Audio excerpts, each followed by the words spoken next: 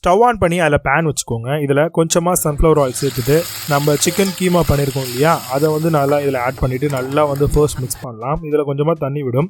இப்போ 1/2 ஸ்பூன் அளவுக்கு மஞ்சத்தூள், தனியாத்தூள், மிளகுத்தூள், அதே மாதிரி சிக்கன் மசாலா, கொஞ்சமாக கரம் மசாலா சேர்த்துட்டு நல்லா மிக்ஸ் பண்ண உடனே ஃபைனல் ஸ்டேஜில் பெப்பர் பொடியும் ஜீரக பொடியும் கொஞ்சமாக ஆட் பண்ணி மிக்ஸ் பண்ணி விடுங்க. இப்போ கொஞ்சமாக சால்ட் தேவையான அளவுக்கு ஆட் பண்ணிவிட்டு நல்லா மிக்ஸ் பண்ணி விட்டுருங்க.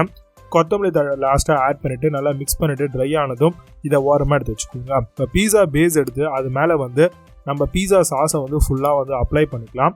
இதில் மைனஸ் கொஞ்சமாக அப்ளை பண்ணிக்கோங்க. அதையும் வந்து ஃபுல்லாக அப்ளை பண்ணிக்கோங்க. டேஸ்ட் ரொம்பவே சூப்பராக இருக்கும். மேலே வந்து சீஸோடைய துருவலை வந்து ஆட் பண்ணிக்கலாம்.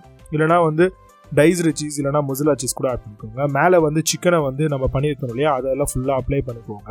இப்போ இதுக்கு மேலேயும் வந்து நம்ம டைஸ்டு சீஸை வந்து நம்ம ஃபுல்லாக வந்து ஆட் பண்ணிக்கலாம். இந்த டைஸ்டு சீஸ் வந்து ரொம்பவே உங்களுக்கு சூப்பராக ப்ளஃபியாக கொடுக்கும்.